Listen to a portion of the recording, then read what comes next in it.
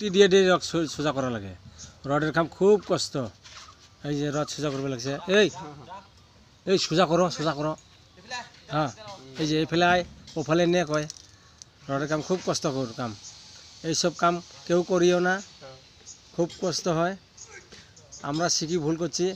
হ্যাঁ, এই যে এই স্যার, এই যে এই যে এই ইয়া জেম জেম জেম জিম না, এই যে এটা হলো কাকু, এটা হলো ভুন্ডাই, এতে বসে থাকে। এই যে এই যে এর নাম হলো নাইস রো।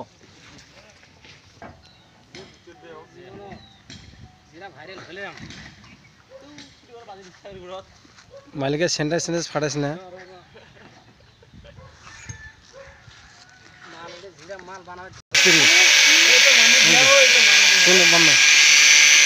মামি দেহা সাথে তো আমি মারার